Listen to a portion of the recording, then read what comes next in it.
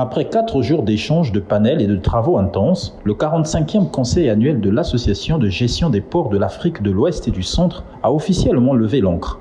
Réunis autour du thème « La valorisation durable et résiliente des infrastructures portuaires face aux défis économiques et environnementaux », les directeurs généraux des ports, experts et partenaires techniques ont formulé plusieurs recommandations pour renforcer la compétitivité maritime du continent. Recommandation numéro 2/25/CDE. Le calendrier provisoire des réunions statutaires de l'année 2025 est approuvé par le comité directeur élargi. Ainsi, le secrétaire général est autorisé à procéder aux ajustements nécessaires en cours d'année et devra présenter un bilan d'exécution lors des prochaines sessions. 3.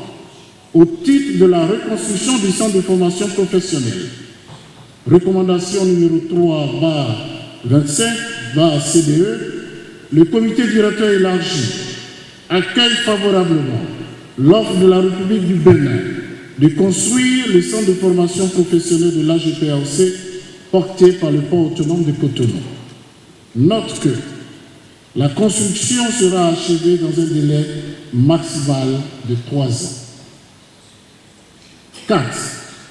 Au titre du programme de renforcement des capacités, recommandation numéro 4/25/CDE, le comité directeur élargi mandate le secrétariat général pour organiser un minimum d'une formation professionnelle par trimestre, alternativement à Cotonou ou dans les ports membres de la GPAOC. À défaut d'exécution effective, avant le prochain conseil annuel de l'AGPAOC donc maintiendra exclusivement les 3 langues de travail actuelles. Il s'agira donc du français, de l'anglais et du portugais. 6. Au titre du renforcement de la coopération internationale, recommandation numéro 6/25/CDE, le comité prend acte des avancées réalisées dans le développement des partenariats avec les organisations régionales et internationales du secteur maritime et portuaire.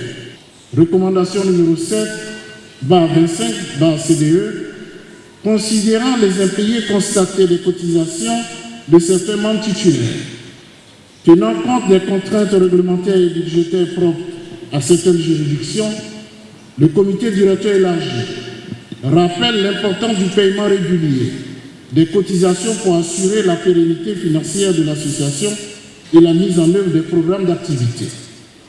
Recommandation numéro 10/25/CDE, considérant l'importance des projets structurants pour le développement et le rayonnement de l'association. Après présentation de l'état d'avancement des différentes initiatives, le comité directeur formule les recommandations suivantes.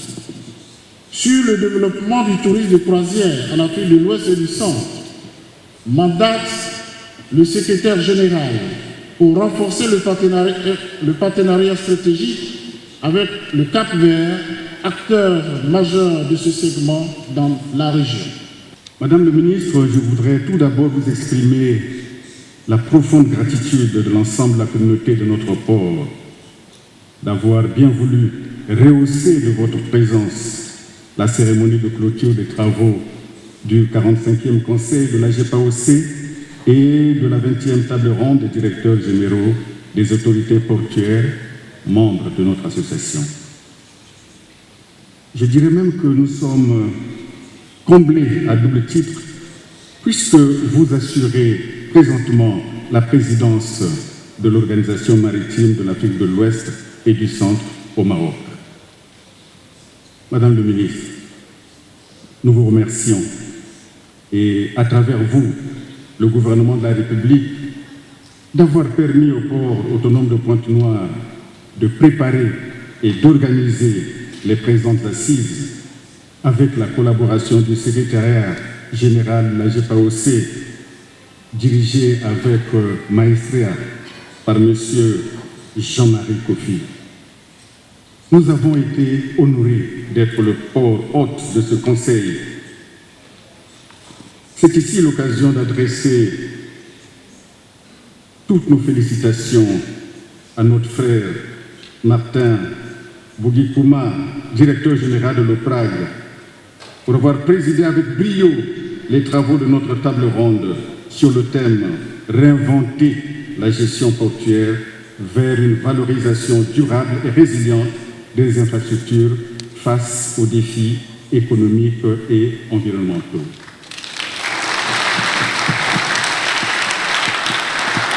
Quatre journées qui vous ont rassemblés ici à Pointe-Noire, experts, délégués et responsables de la gestion des ports implantés le long de la façade maritime de l'océan Atlantique, vous aussi, partenaires techniques et financiers, opérateurs privés de l'environnement portuaire, vous qui aurez en 4 journées permis de placer ainsi au devant de la scène du théâtre maritime et portuaire, 19 ans après, le port autonome de Pointe-Noire, véritable fleuron de notre économie.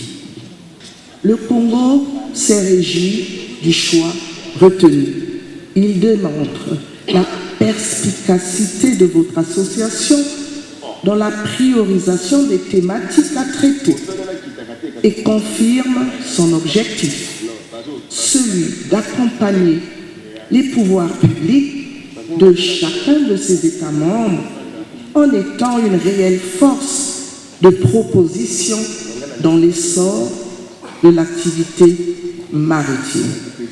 La lecture du communiqué final par le secrétaire général, avec brio, on doit le reconnaître, et les résolutions y relatives en sont la parfaite illustration.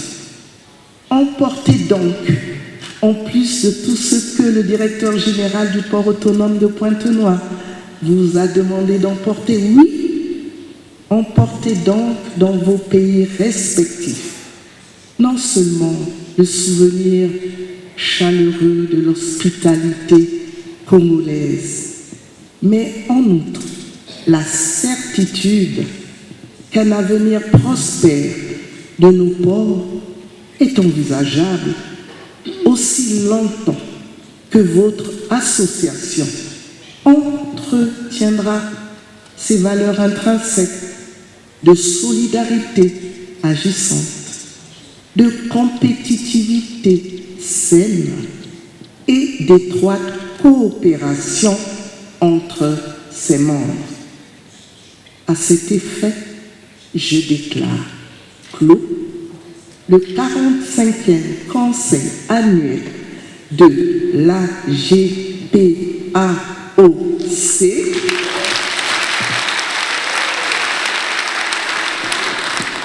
et bien évidemment, vive la République du Congo. Clôture symbolique d'un rendez-vous stratégique, l'AGPAOC donne désormais rendez-vous à ses membres l'an prochain pour mesurer les progrès accomplis vers des ports africains plus durables, connectés et résilients.